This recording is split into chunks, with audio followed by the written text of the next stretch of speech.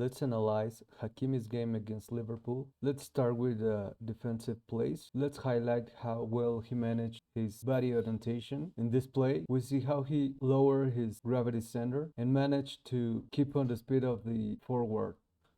So once the forward changed direction and changed speed, he's able to keep on the same pace. So when he changes direction, Hakimi is able to do it as well. Here's another example.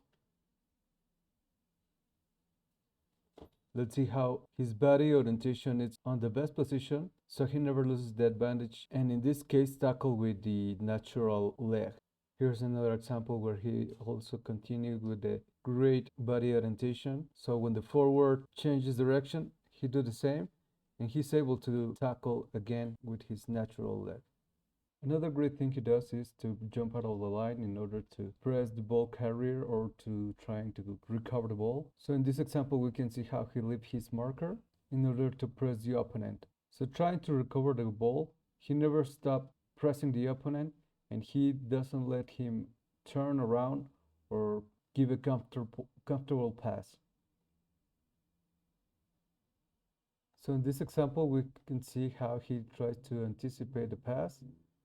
He breaks the defensive line, he jumped, but the opponent got lucky and recovered the ball. So we can see this as an error because you shouldn't decide to jump if you don't have your back cover or you don't have a marker. Here's another bad example of how he make an error and jump out of the line. But since the jump is so long, he's not able to get to the opponent and neither he recovered the ball or pressed the opponent.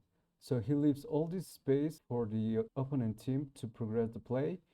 Plus, he leaves his marker alone, so the defender has to jump in order to press the marker that he left. So if the defensive line doesn't have a good communication, this could be a really bad issue and leave some other spaces left, like this space created from the jumps of the defenders. And then we can see the consequences of making that jump and that mistake.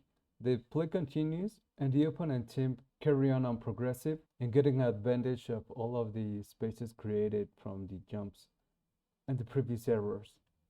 Now we're going to see an error that could have terrible consequences. We can see in this place that he misses the pass line, so he got behind and loses all of the pace of the play. So we can see now that it is offside, but if the attacker is not offside, we can see that he never returned back to his position or the line in time. He just kept watching at the play and leave his marker alone. And in this case, you can see that he's just standing there watching. And you can see that this play ended up in goal. However, they got lucky it was offside.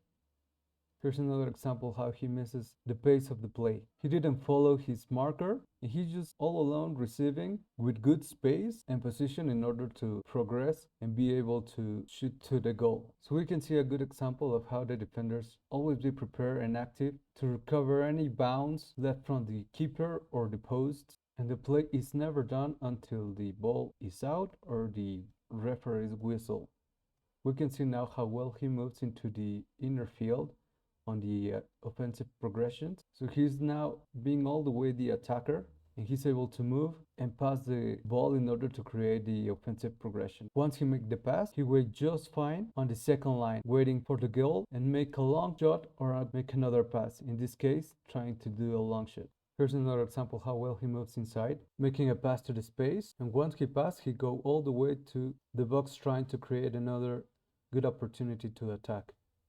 Here's another example, how well he continued the attacking and then wait on the second line in order to create another opportunity. Here's another example. After the pass, how he tried to make the space and wait on second line again. We can see another example of how he's not active enough in the play. And once the ball goes on his way, he's now active, but his body is not well oriented. So once he receives the ball, the only direction he can make the pass is back again. So or he loses the ball or the pass must be back. So once again, here's an example of how he should be active and be scanning and putting his body on a good orientation in order to make a good progression. Now, let's see how well he does the underlapping run and overlapping run.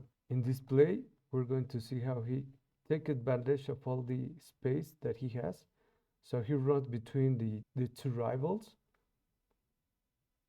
goes into the open space, gets the ball, and now he has all the time and space to create another opportunity. In this play, we're going to see how he does the overlapping run. He goes behind the back of his mate, takes the ball, and make a cross. Here's another progression.